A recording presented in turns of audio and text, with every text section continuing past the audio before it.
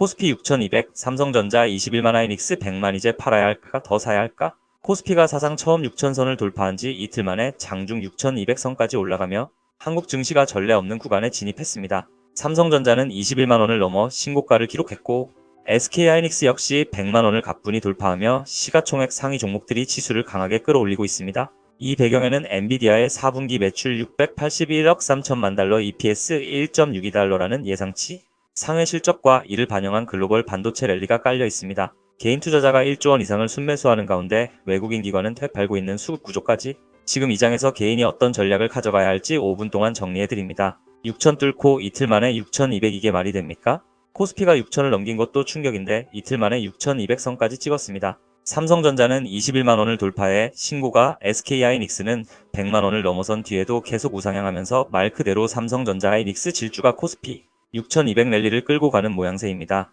바로 전날 발표된 엔비디아의 4분기 매출 681억 3천만 달러, EPS 1.62달러라는 엔비디아 실적 서프라이즈가 글로벌 반도체 투자 심리를 다시 한번 폭발시켰고요. 게다가 이 강세장을 개인 투자자들이 1조원 넘게 사들이며 끌어올리고 있다는 점도 눈에 띕니다. 오늘은 이 코스피 6200 랠리가 무엇 때문인지, 지금이 추격 매수 타이밍인지 아니면 숨고르기가 필요한 구간인지 차분히 정리해보겠습니다. 숫자로 보는 코스피 6200 랠리의 현장. 먼저 지수 움직임부터 보겠습니다. 코스피는 6천선을 처음 넘긴 직후 장중 기준으로 6200을 넘어 6211포인트 안팎까지 치솟으며 또 한 번 역대 최고치를 새로 썼습니다. 6100선에서 출발한 뒤 우상향하면서 장중 고점을 계속 높여간 전형적인 강세 장세였습니다. 이 구간에서 코스닥도 1% 안팎의 상승을 보이며 기술주 전반에 매수세가 퍼져 있었고 시가총액 상위주 대부분이 초록불을 켠 상태였습니다. 즉 일부 종목만 튄 것이 아니라 대장주를 중심으로 시장 전체가 코스피 6200 랠리에 동참한 형태였다는 점이 중요합니다. 삼성전자 하이닉스 질주 지수를 끌어올리다. 이 랠리의 중심에는 단연 삼성전자 하이닉스 질주가 있습니다. 삼성전자는 최근 21만원을 돌파하며 20만원 박스를 완전히 벗어났고 장중 6% 넘게 뛰는 날도 나왔습니다.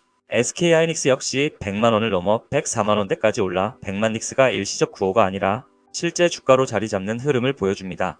이 두 종목은 코스피 시가총액 12위를 차지하는 종목인 만큼 움직임 자체가 곧 코스피 6200 랠리의 방향을 결정하고 있습니다. 여기에 배당 AI 관련 기대감까지 더해지면서 반도체 쏠림 현상은 당분간 쉽게 꺾이기 어렵다는 인식이 강해지고 있습니다. 엔비디아 실적 서프라이즈 왜 이렇게 큰 의미인가? 그렇다면 왜 엔비디아 실적 서프라이즈가 이렇게까지 파급력이 컸을까요?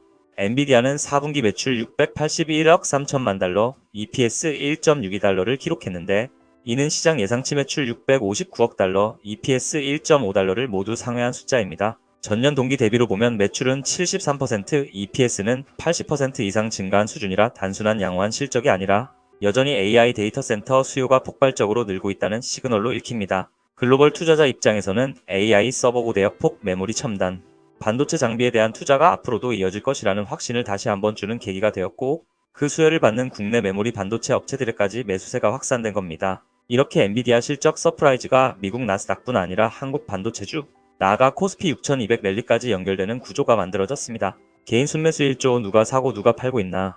이번 랠리의 특징 중 하나는 수급입니다. 유가증권 시장에서 개인 투자자는 1조원 안팎, 많게는 1조 6천억원 이상을 순매수하며 지수 상승을 사실상 혼자 이끌고 있습니다.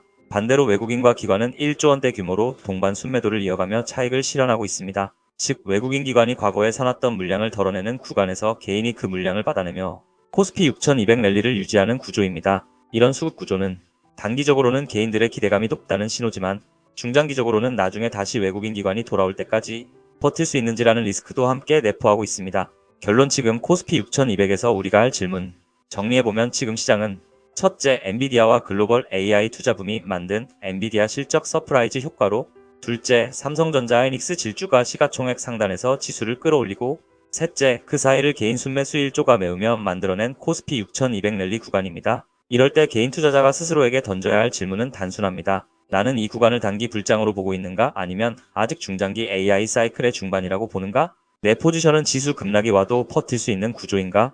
아니면 하루 23% 조정해도 흔들릴 만큼 과도한 비중인가? 지금 당장의 정답은 누구도 알 수 없습니다. 다만 하나 분명한 사실은 코스피 6200 랠리 한가운데서도 결국 살아남는 건 내가 감당할 수 있는 리스크만 가져가는 사람이라는 점입니다. 당분간은 뉴스에 흔들리기보다 본인이 설정한 목표 비중과 목표 기간을 다시 한번 점검해 보시는 것이 좋겠습니다.